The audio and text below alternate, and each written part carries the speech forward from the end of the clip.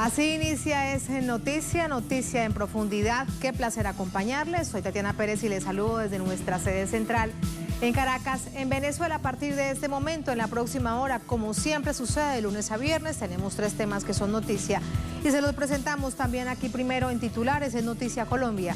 Este sábado se cumplen 48 horas para que el gobierno de Duque entregue toda la información relacionada con la presencia de tropas norteamericanas en el país.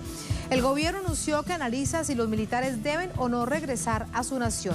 El fallo de la víspera por parte del Tribunal de Cundinamarca es una victoria coyuntural para la oposición, recibida con esperanza por millones de colombianos. En Noticia Brasil, la capital de esta nación, otros 25 estados fueron declarados en estado de calamidad por la COVID-19. La pregunta clara es la siguiente: ¿servirá esto para que el gobierno federal del presidente Bolsonaro atienda como se requiere una crisis sanitaria sin precedentes por el mal manejo nacional? Vamos a revisarlo. Y en Noticia de Ecuador, escándalo tras escándalo corre el gobierno del presidente Lenín Moreno. Al del espionaje ilegal se suma el uso indebido de programa para personas con discapacidad para favorecer los gustos personales de políticos del partido de gobierno. Les contamos de qué se trata y revisamos sus implicaciones. Noticia que así comienza. Bienvenidos, bienvenidas.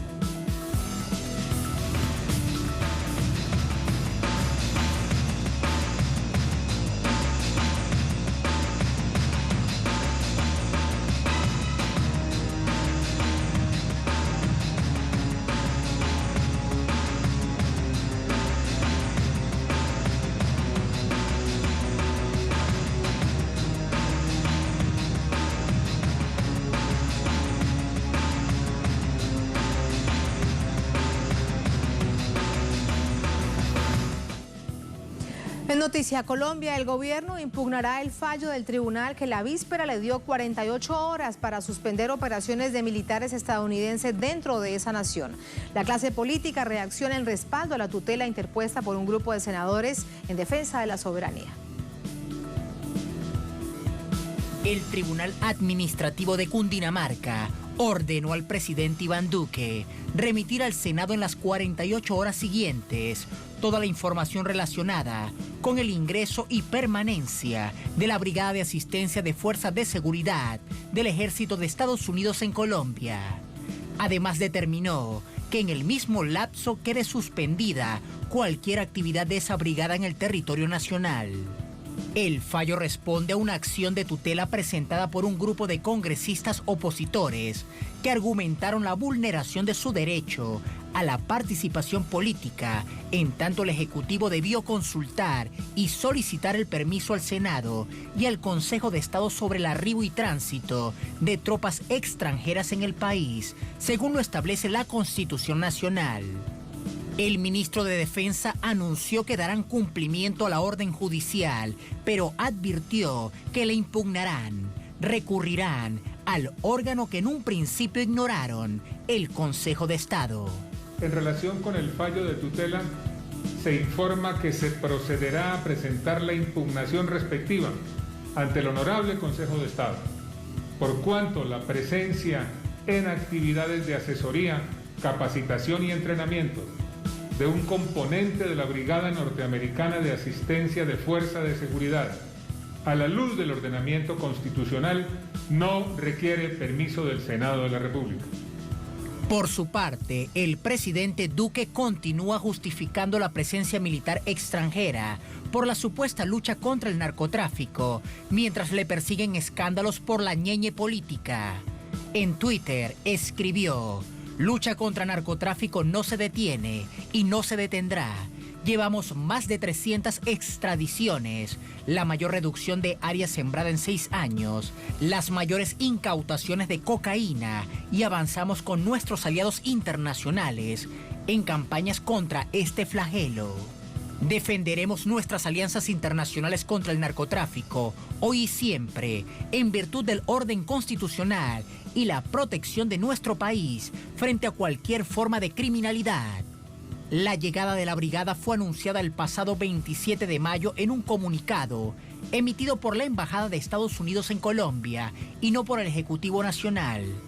La misión fue planeada para hacer presencia en las llamadas zonas futuro, las 5 regiones que el gobierno considera más golpeadas por la violencia, la pobreza y el crimen organizado.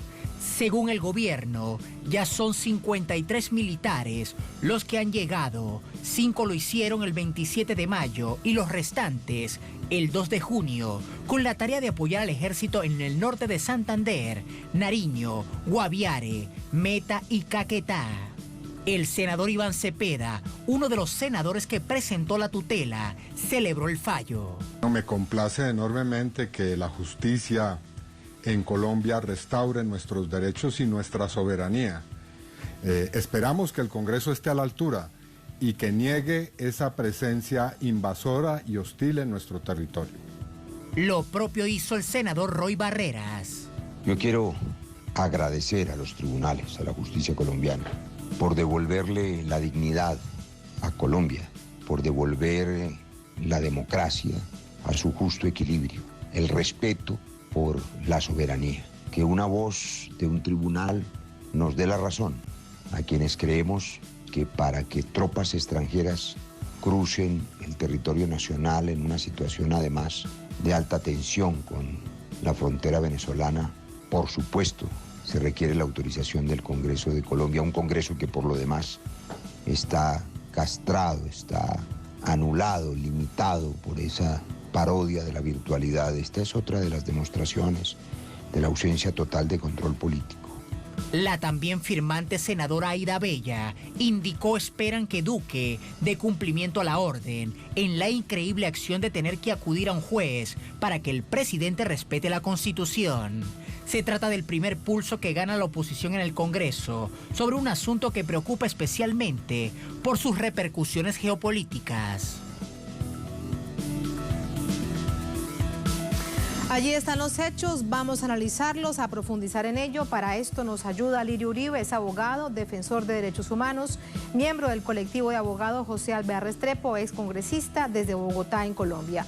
Doctor Uribe, buenas noches, ¿cómo está?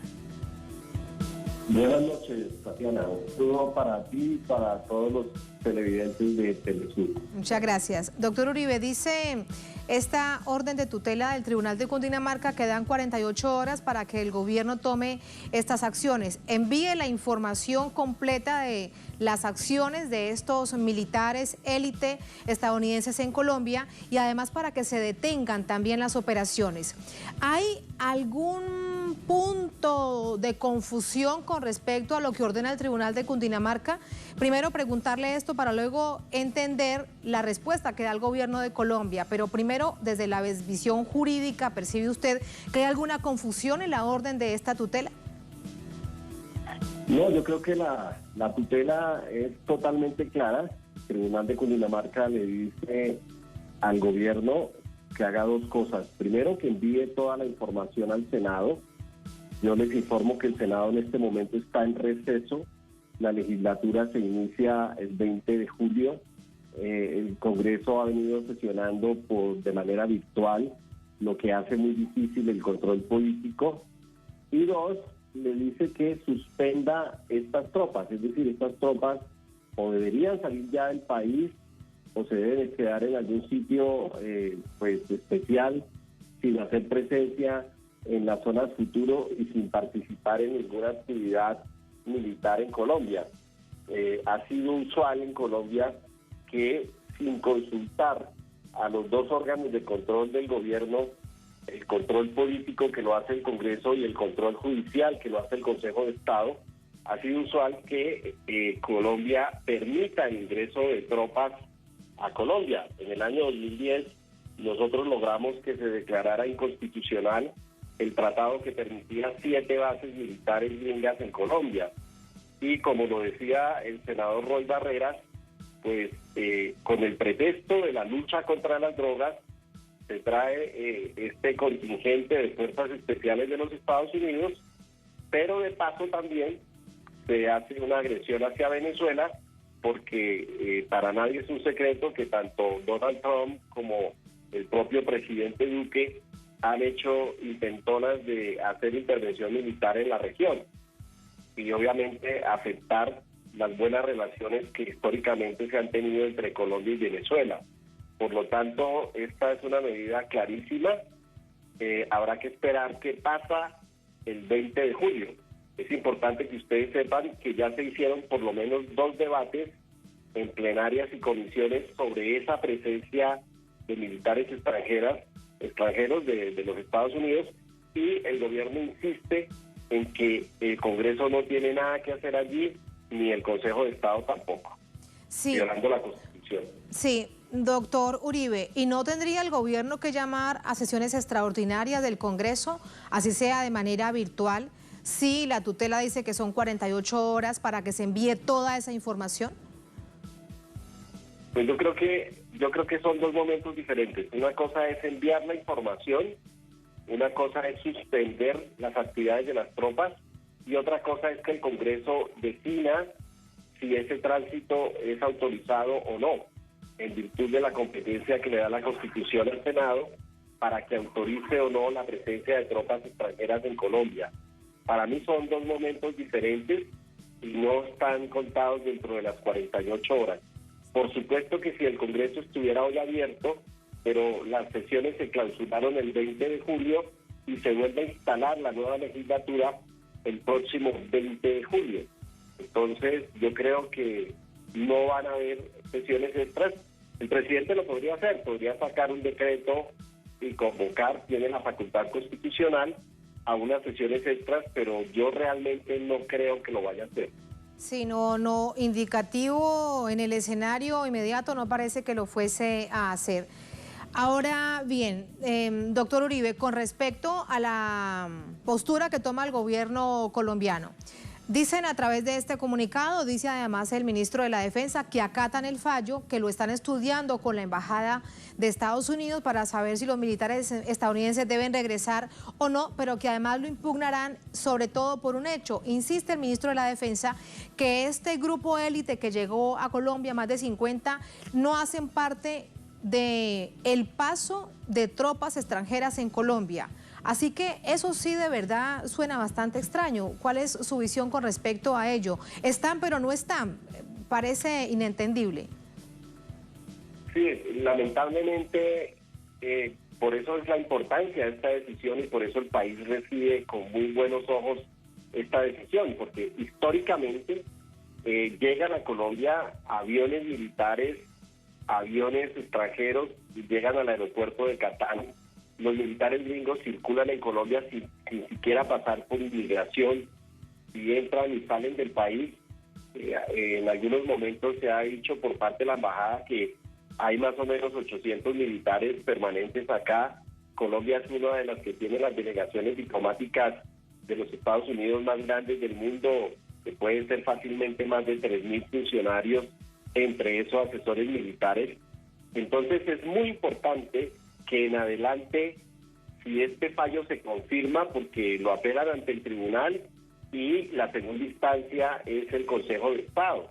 Entonces el Consejo de Estado puede fijar una jurisprudencia en el sentido de que ningún gobierno en Colombia siga permitiendo que las tropas de los Estados Unidos se paseen por el país sin ningún control, ni político ni jurisdiccional. Yo creo que esa es una gran defensa de la soberanía nacional.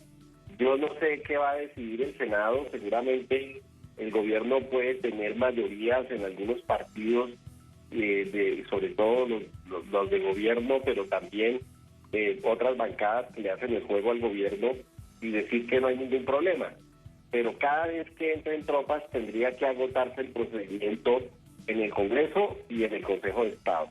Sí, allí hay 2 cosas bastante interesantes. Una con respecto al Congreso. Sí, matemáticamente tienen las mayorías. ¿Por qué entonces no habría pasado por el Congreso, por Cámara y Senado, si tendrían realmente las mayorías, particularmente por Senado, tal como lo indica la Constitución? ¿Usted qué piensa? Porque la costumbre ha sido que aquí tuvimos un Plan Colombia, aquí tuvimos un Plan Patriota, aquí tenemos operaciones militares muy fuertes. Ustedes vieron pues la movilización también por aguas territoriales de Colombia de barcos, de combate, etcétera, de los Estados Unidos. cuando anunciaron la traída de tropas hacia Venezuela supuestamente para combatir el narcotráfico, se movieron por territorio colombiano también, por el espacio marítimo y también por el espacio aéreo. Entonces yo creo que es una forma de irle poniendo límites a esa facultad, digamos, absoluta que han utilizado todos los presidentes en Colombia para que los Estados Unidos traigan tropas aquí y se involucren en el conflicto armado colombiano. Esas zonas futuro realmente se están volviendo teatro de operaciones militares. La política antidrogas ha sido una guerra contra las comunidades. Se han presentado muertes de líderes, se han presentado atropellos, detenciones, y obviamente se le está privando a muchos cultivadores y campesinos en Colombia, indígenas y afro, de sus derechos humanos. Incluso estamos viendo los casos de violencia sexual también en algunas zonas de alta militarización en el país. Entonces, nosotros creemos que esta sí es una medida muy importante. Obviamente, si las tropas de los Estados Unidos se mueven en las llamadas zonas futuro, las llamadas zonas futuro son las zonas donde mayor presencia militar hay, donde hay grupos armados y obviamente donde se está aplicando una política de erradicación forzada violenta que se puede traducir en graves violaciones de derechos humanos. Todo este es el panorama que hemos visto, sobre todo, y de qué manera incrementándose en los últimos meses. Y con respecto al ejército norteamericano, está bien documentado desde lo jurídico, desde los organismos de derechos humanos en Colombia. Doctor Uribe, usted mejor que nadie lo conoce, producto de esa inmunidad que tienen de violaciones también de niñas y jovencitas, como el caso, por ejemplo, de Tolemaida. Todo esto debería ser revisado por el Consejo de Estado, que era el paso previo a su llegada. Ahora el gobierno no tiene más que llevarlo al Consejo de Estado. ¿Todo ese panorama deberá pasar por los ojos del Consejo de Estado? Sí, además cuando el Congreso hizo el control político y le pidió al ministro de Defensa que compareciera al Congreso y que informara sobre esto, también el Consejo de Estado le mandó una carta al presidente Duque, mucho antes de esta tutela, hace varios meses, diciéndole al presidente que le informara al Consejo de Estado qué estaba pasando. Es decir, que tanto el Congreso de la República como el Consejo de Estado han hecho llamados al presidente de que tienen interés en saber qué está pasando y en ejercer sus competencias constitucionales, insisto, de control judicial y de control político a la presencia de estas tropas norteamericanas en el territorio nacional.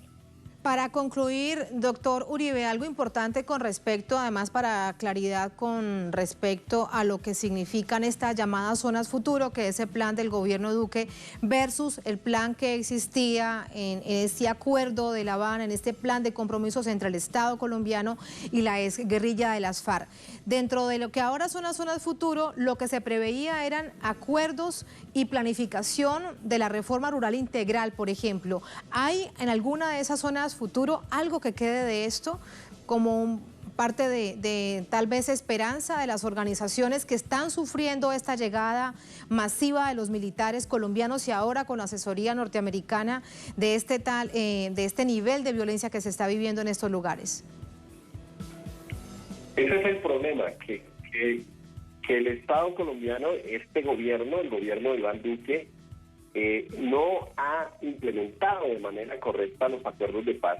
Estas zonas futuro realmente están traslapadas con lo que se llaman las zonas PEDED, es decir, esas zonas donde se tenían que implementar 16 planes estratégicos de desarrollo, donde estaban las políticas del punto 1 de los acuerdos sobre reforma rural integral, catastro multipropósito, restitución de tierras, zonas de reserva campesina, etcétera.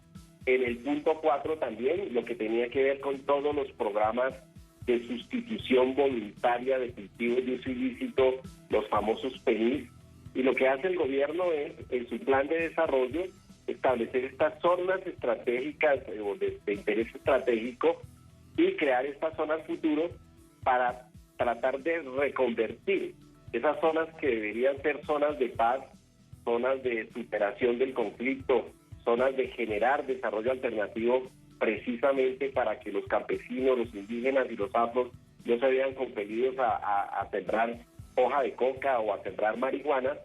Entonces, lo que se está haciendo es generando programas paralelos que llaman más a la guerra que al posconflicto y que a la implementación de los acuerdos de paz. Las zonas futuro en la práctica se están volviendo teatros de operaciones militares muy fuertes, zonas de guerra, y algunas de estas zonas quedan en zonas de frontera con Venezuela. Estoy hablando del Catatumbo, estoy hablando de Arauca, bueno, y en el sur del país pues son también límite con Ecuador, en el caso de Nariño, en el caso del Putumayo. Entonces, yo sí creo que esas zonas son un retroceso y son una agresión al mismo acuerdo de paz. Y el golpe además a la esperanza de todos esos campesinos que se habían sumado, por ejemplo, a la restitución de cultivos de uso ilícito de manera voluntaria. Muchísimas gracias, doctor Uribe, por entregarnos este panorama, por ayudarnos a entenderlo. Muy buenas noches. Gracias, Tatiana. Un saludo para todos los televidentes. Muchísimas gracias. Así nos vamos a la primera pausa en esta emisión de Desnoticia. Al volver en Noticia, Brasil, la capital del país y otros 25 estados han sido declarados estado de calamidad por la COVID-19. La pregunta es esta: ¿servirá esta medida para que el gobierno federal, el gobierno del presidente Bolsonaro, atienda como se requiere una crisis sanitaria sin precedentes por el mal manejo que se le ha dado a nivel nacional? Vamos a revisarlo, vamos a ver cuál es su alcance al volver en el Noticia.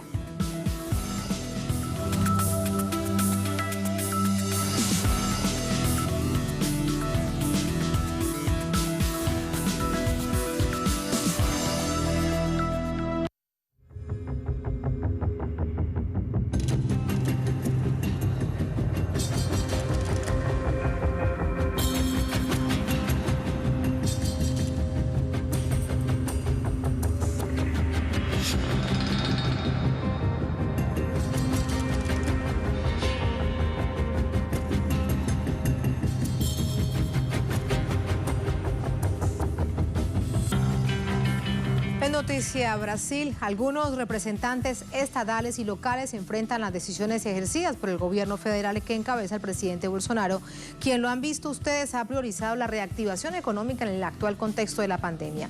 Ahora todos estos gobiernos locales, regionales, esperan que la declaración de estado de calamidad aporte a la urgencia sanitaria.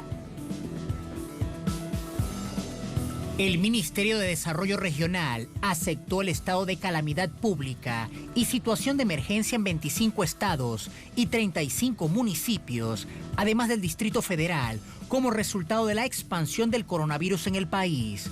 Para la noche de este viernes se contabilizan 1.496.858 personas infectadas y 61.884 fallecidos por coronavirus, cifras que lo convierten en el país más afectado en América Latina y el segundo a nivel mundial después de Estados Unidos. Pese a esta realidad, tanto el presidente Jair Bolsonaro como sus seguidores exhortan a reactivar la economía, en contraste a la postura de gobernadores como João Doria o Wilson Witzel, mandatarios regionales de Sao Paulo y Río de Janeiro respectivamente, quienes han implementado medidas de aislamiento en sus jurisdicciones. Simpatizantes del presidente desestiman la gravedad del coronavirus y aseguran que se trata de un complot ejecutado para perjudicar a Brasil y a Estados Unidos.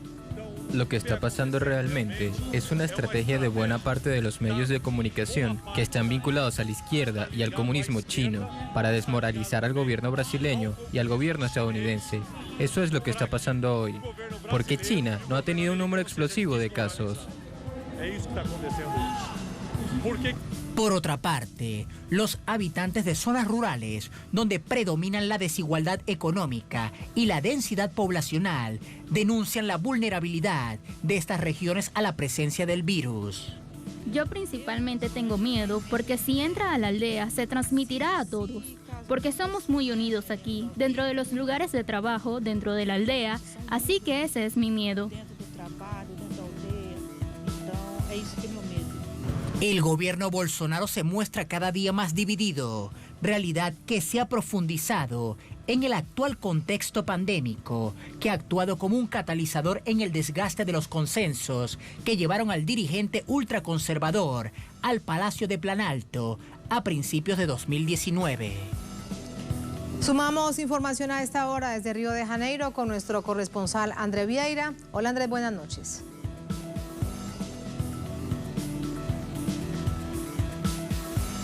¿Qué tal, Tatiana? Saludos para ti, para la audiencia de Es Noticia. Este estado de calamidad fue decretado por los 26 estados y el Distrito Federal lo decretó esta semana. El decreto reconoce, Tatiana, la grave situación del momento y retira de los gobiernos una serie de exigencias al momento de contratar servicios para enfrentar la crisis existente.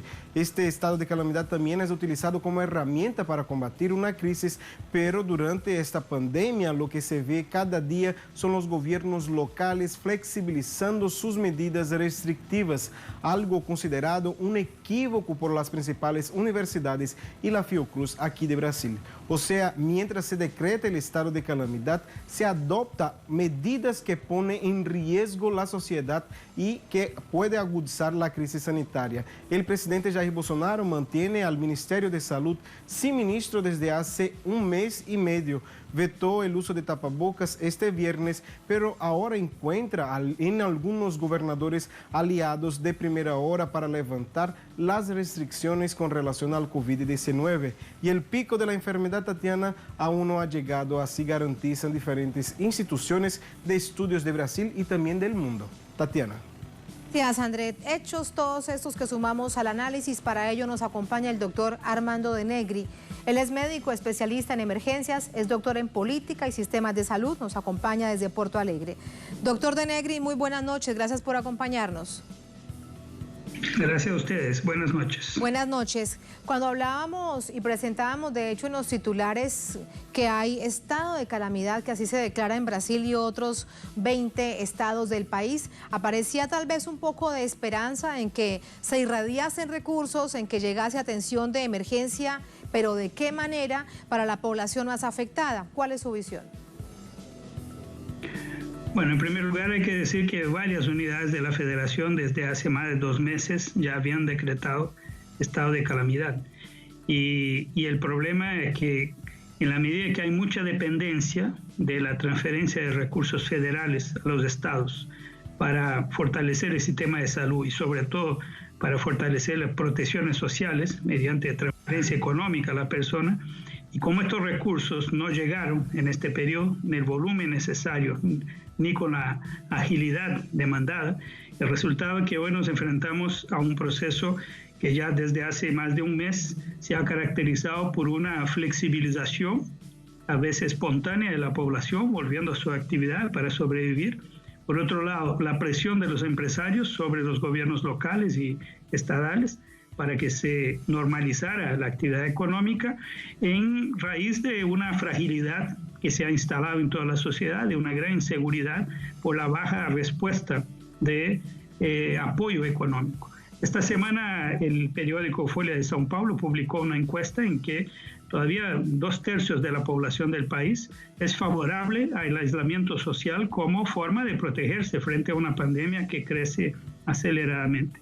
Pero a pesar de eso, y mismo en estados donde hay una decisión ahora de volver a un aislamiento social más rígido, hay mucha dificultad, porque hay un permanente conflicto entre la posición del gobierno federal, mediante la posición del presidente, y lo que ordenan y orientan las autoridades locales. En todo caso, llegamos a un punto en que el agotamiento de la capacidad hospitalaria, de terapia intensiva en particular en los estados, está obligando a una vuelta muchas veces desordenada, compleja, a un aislamiento social como medida última y única para poder contener la expansión del virus, ¿no?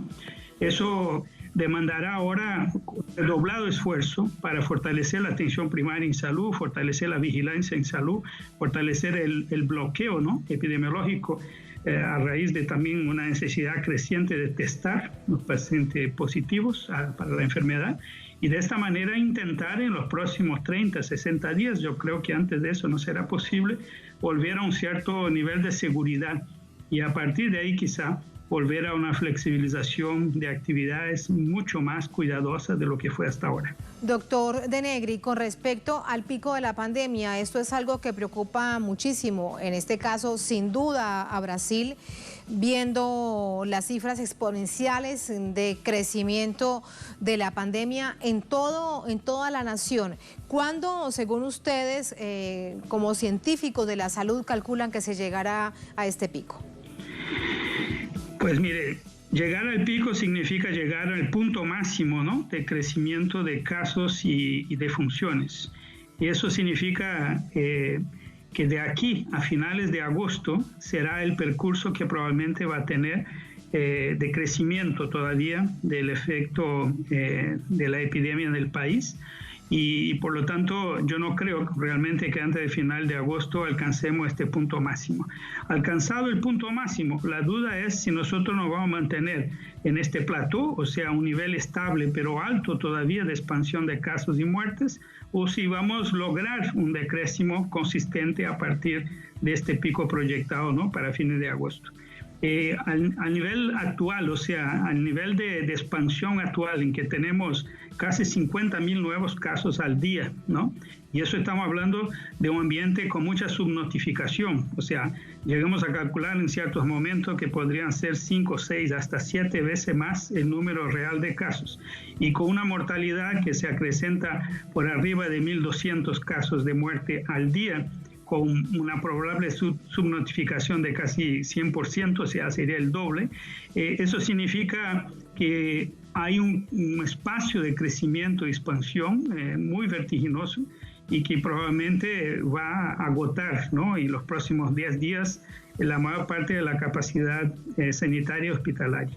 Hay un efecto muy negativo en todo eso, es que en la medida en que el número de casos ocupa de forma creciente el espacio hospitalario, otras patologías están bloqueadas o impedidas de ser atendidas. Eso va a generar, por otro lado, una sobremortalidad, o sea, muertes que serían evitables por otras patologías por falta de acceso, ¿no?, o acceso tardío a los recursos que demandan estos pacientes. Sí, por lo tanto, pues doctor Denegri. Sí, doctor Denegri, lo escucho atentamente y es un panorama muy complejo, muy triste para el país que no se merece el pueblo brasileño, pero además, si se piensa que no hay una estrategia por parte del gobierno federal, no hay un ministro de salud, entonces, ¿qué hace el pueblo? ¿Cuál será la manera entonces de poderse, de alguna manera, autoproteger de una situación tan difícil? ¿Cómo decirles que se queden en casa, que no vayan a trabajar, si tampoco hay un empresario que ayude para que esto suceda? Y tampoco hay un sistema social que los acompañe.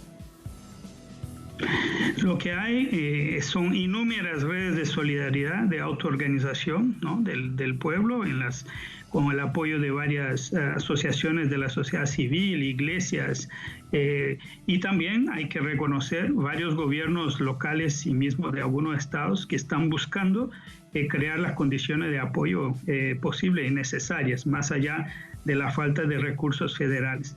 Entonces, en esta trama hay respuestas que se están construyendo de forma, claro, muy heterogénea en todo el país, con más efectividad en algunos lados que otros, pero hay un gran esfuerzo solidario de la sociedad para enfrentar estas situaciones.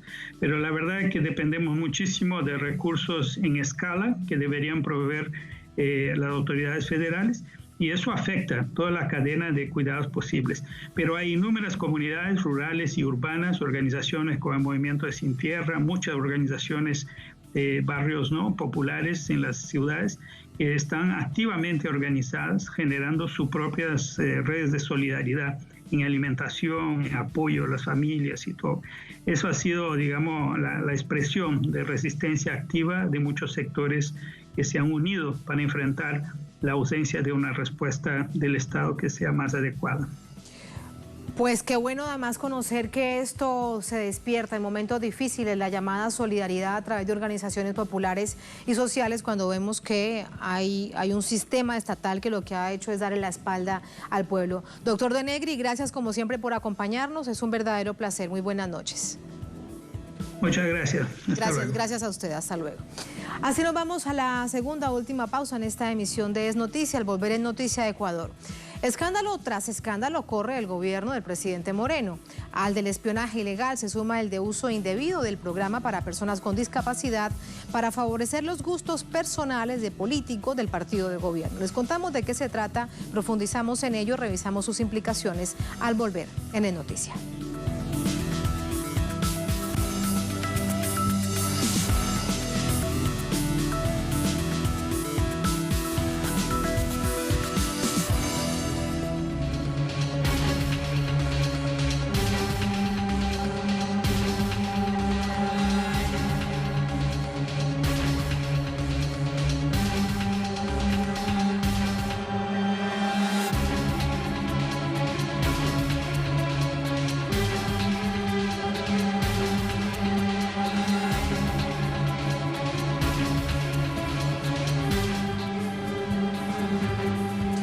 Noticia de Ecuador, crece el escándalo por las irregularidades encontradas en el programa de atención a personas con discapacidad.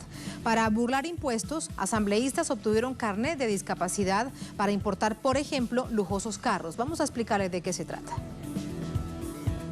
La crisis sanitaria a causa de la pandemia por la COVID-19 no es el único mal que padece actualmente Ecuador.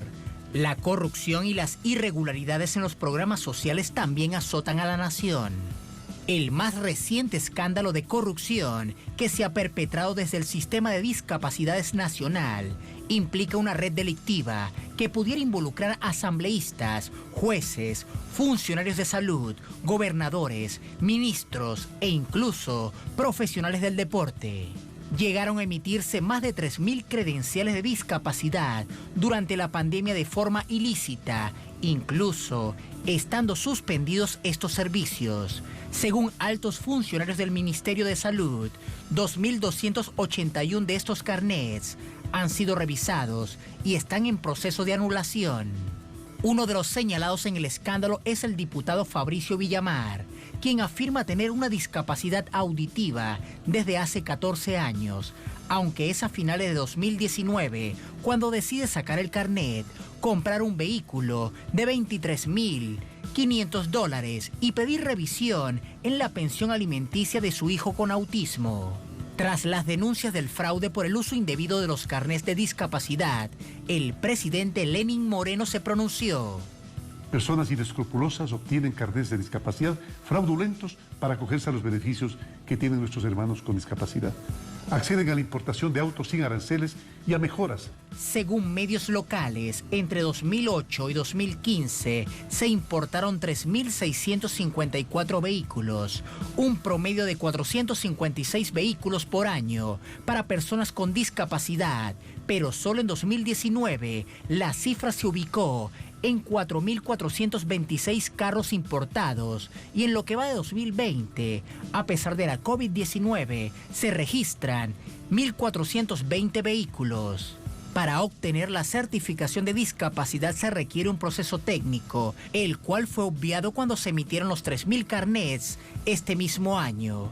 Esta calificación es un proceso donde deben involucrarse algunos profesionales.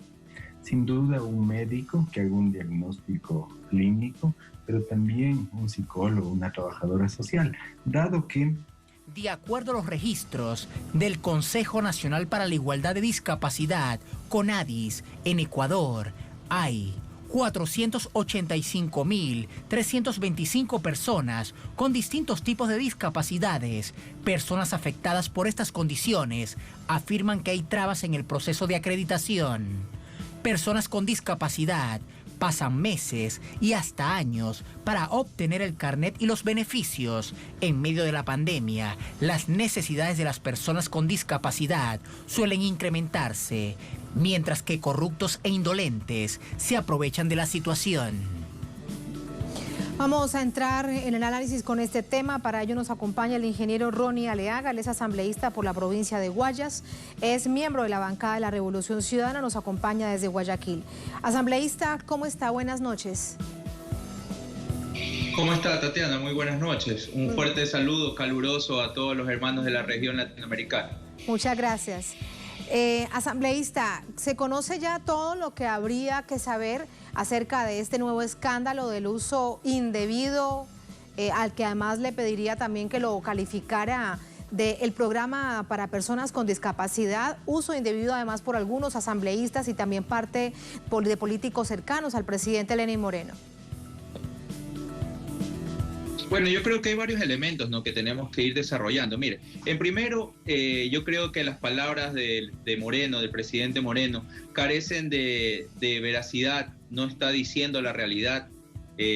Luego de más de 3 años de su régimen, no puede ser que todavía se siga excusando de que son acciones que vienen arrastrando desde el gobierno anterior, cuando la realidad es que durante la declaratoria de emergencia en el estado ecuatoriano se emitieron más de 3.000 carnets de discapacidades, de los cuales 2.281 expedientes de estos certificados se encontraban datos duplicados de otros certificados. Es decir, estos 2.281 expedientes tienen datos duplicados. Además de esto, de que 600 personas aproximadamente dentro de la función pública tenían acceso a este tipo de sistema para la emisión de los certificados. Entonces yo creo que aquí en este momento no cabe que el presidente Moreno todavía siga hablando de que se desmanteló el programa Manuel Espejo, que es el plan de la Revolución Ciudadana para la atención a las personas con discapacidades, y que él en su momento fue quien lo impulsó y lo socializó a través de todo el Ecuador. Yo creo que ya ha llegado a tal punto la hemorragia de corrupción en este régimen que ya ni los mismos medios de comunicación, que antes eran sus aliados, hoy en día están recabando todas las denuncias que salen a borbotones desde todas las instituciones, y esto de aquí es indignante porque escuchaba el reportaje, veía el reportaje que ustedes emitieron, y cómo no se va a sentir defraudado el pueblo ecuatoriano si mientras estamos en una pandemia tratando de sobrevivir y luchar por nuestras vidas, hay hasta políticos, legisladores que han usufructuado de este beneficio que otras personas que realmente tienen las discapacidades no han podido acceder.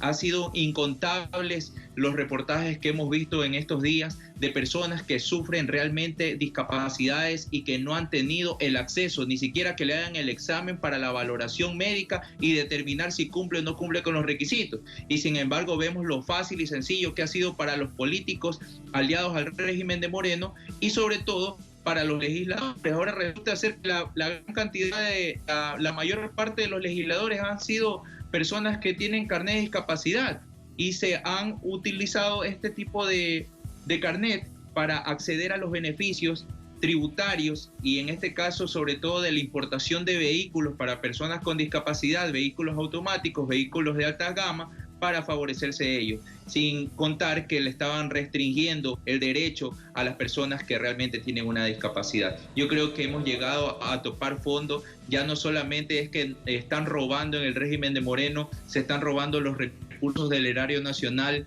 en los implementos de protección médica, en las bolsas de los cadáveres, en la compra de kit de alimentación. Ahora resulta que también hacen corrupción con los carnets de las personas con discapacidad. Sí, asambleísta, va mucho más allá de una falta a la ética pública, porque hasta el momento, además se lo pregunto si hay más información, en el proceso, por ejemplo, de la importación de estos carros tan lujosos de alta gama, ¿había también irregularidades? Hasta este momento, con respecto a este caso específico, es un asunto de falta de ética pública, de falta de humanidad, pero ¿hay más de eso en este caso? Claro, por supuesto. Imagínense que este caso se devela porque desprende de otro caso de corrupción.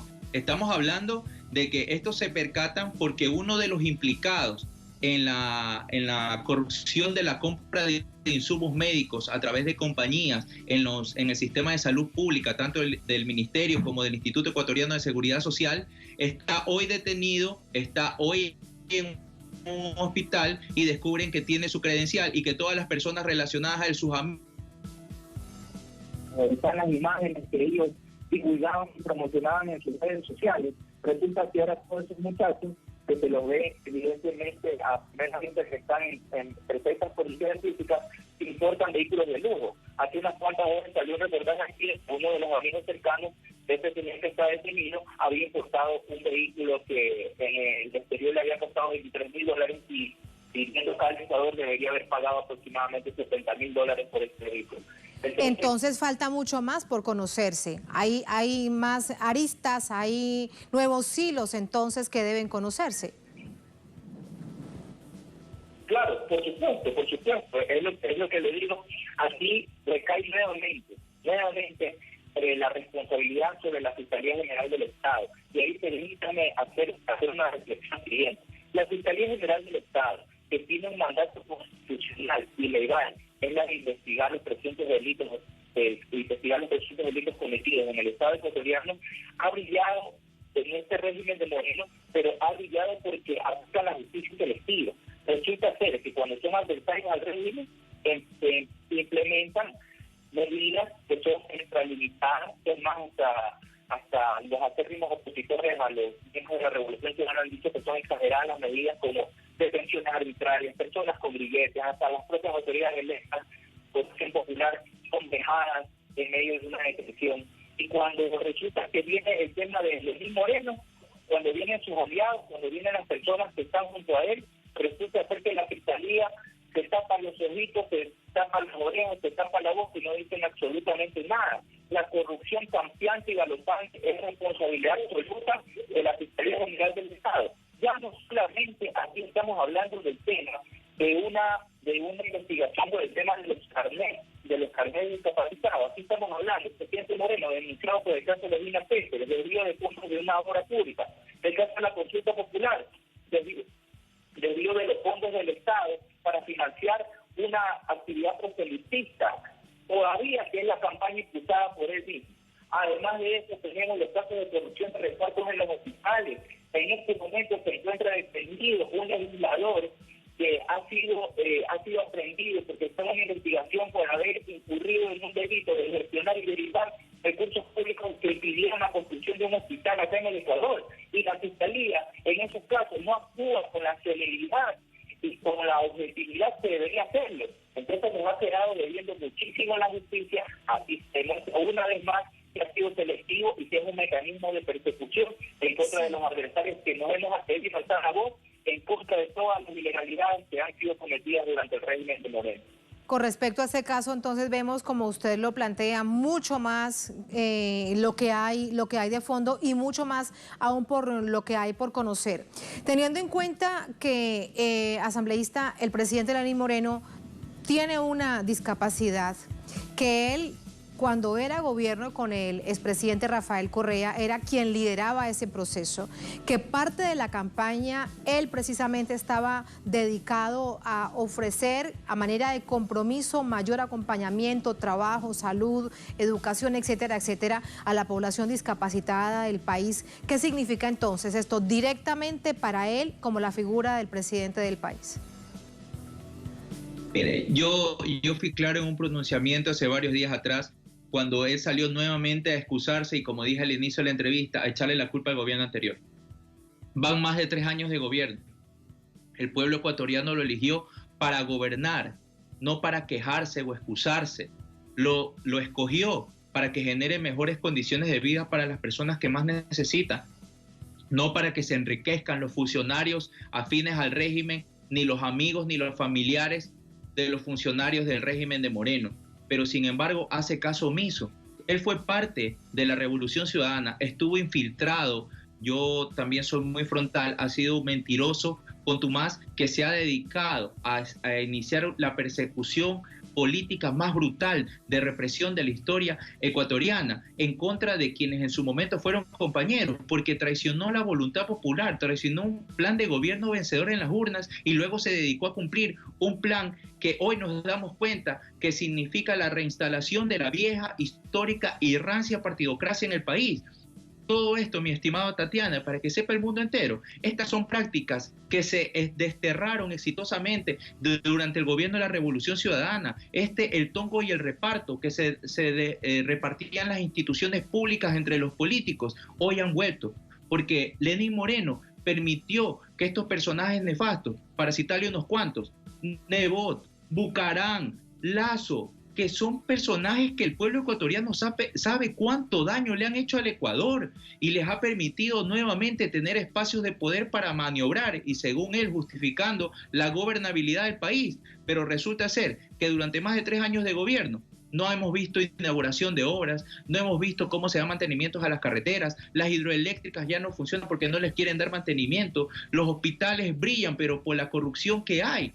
Es decir, la hemorragia de corrupción que existe en este momento no es otro más que el resultado de todas las malas decisiones que ha tomado Moreno para favorecer a sus amigos y dejar allanado el camino para los que hoy se tratan de impulsar como candidatos. Dentro de esos candidatos, permítame decirle, está la fiscal general del Estado, que supuestamente emprende una lucha contra la corrupción, cuando lo que estamos viendo es que cuando hay el caso de corrupción, con hechos que se han consumado, con los elementos necesarios de convicción, no aplican el principio de celeridad, como sí lo han hecho en otros casos de similares características. El pueblo ecuatoriano ya se dio cuenta, el pueblo ecuatoriano está hastiado de la corrupción. Asambleísta, sí. No puede ser posible que en los últimos actos bochornosos, execrables de corrupción en el sistema de salud pública estén involucrados asambleístas, y esto solapado por la ministra de Gobierno, que sin la menor vergüenza dice que es factible que los legisladores puedan recomendar a personas para que entren a la función pública. Y en medio de toda esta crisis sanitaria que colapsó al conocer la experiencia de Guayaquil, lamentablemente, y ahora también Quito y otras provincias del estado, para despedirlo, asambleísta, con todo esto que usted nos dice, además lo que se percibe es que hay un jefe de Estado que no ejerce su función de gobierno. ¿Quién entonces suple esas funciones? Porque pareciese que incluso sus propios aliados pues lo hacen quedar muy mal. Así es, es que es parte de la estrategia. Mire, esta histórica partidocracia de la que yo le hablo y que fue desterrada con la llegada de la Revolución Ciudadana, es la que estaba acostumbrado a esto del tongo y el reparto. ¿Por qué? Gobiernan los grupos económicos de poder, las cámaras, y todo esto auspiciado por ciertos medios de comunicación que callan y solapan el accionar y las malas decisiones del régimen de Moreno. Pero tienen un objetivo: quieren seguir gobernando para favorecer a la banca, sobre todo, que han sido de las empresas que más han ganado durante el régimen de Moreno. ¿Quién gobierna en este momento? Están cogobernando toda esta histórica y rancia partidocracia, pero además funcionarios nefastos que están dentro del régimen de Moreno, ministros de Estado, que en medio de una pandemia se atreven a decir que la realidad superó a la legalidad, abriendo las puertas de un apocalipsis. Los derechos laborales que fueron militarizados, de cientos de miles de ecuatorianos despedidos injustificadamente durante el tiempo de la pandemia por este tipo de declaraciones, por declaraciones de la ministra de Gobierno que indica que los individuales pueden recomendar personas para los cargos públicos cuando parte de la responsabilidad, y bien grande, la tienen los funcionarios que estuvieron en espacios del Ministerio de Pública y que no contaban con el registro funcionario para cumplir la labor encomendada. Y para ponerle la cerecita al pastel, el secretario de la Presidencia públicamente dijo que la fiscal general del Estado está en ese puesto por un encargo del presidente Moreno, y todavía lo dice, un encargo valiente, decisión valiente del presidente Moreno, que encargó esa función a la doctora Diana Salazar, cuando el pueblo ecuatoriano y yo creíamos que había sido designada por un concurso de méritos y oposición, el cual fue hasta denunciado por 12 de los 14 postulantes que indicaron que la doctora Salazar no cumplía ni con las calificaciones ni con las capacidades para ocupar ese cargo. Hoy el tiempo nos ha dado razón a la Revolución Ciudadana. Los corruptos siempre fueron ellos. Hoy de nuevo con este y con tantos otros ejemplos les ha dado la razón. Muchísimas gracias, asambleísta. Muy buenas noches. A usted, Tatiana, un caluroso abrazo para todos ustedes. Muchas gracias. Muchas gracias. Gracias a usted. Buenas noches. A ustedes gracias también por habernos acompañado. Vamos a poner punto final a esta emisión de Es Noticia. Cerramos nuestra pantalla tradicional. Nos quedamos en redes sociales. @Noticia Telesur, @Tatiana Telesur. Durante esta jornada, otro hecho ha sido noticia que tendrá su momento definitorio el próximo domingo con elecciones en República Dominicana, elecciones presidenciales. El día definitivo, la encuesta definitiva, el pueblo tomará la mejor decisión con respecto a quién será el próximo presidente del país para los próximos 4 años. Con eso los dejamos. Hasta mañana, como siempre, un placer acompañarles. Hasta el próximo lunes.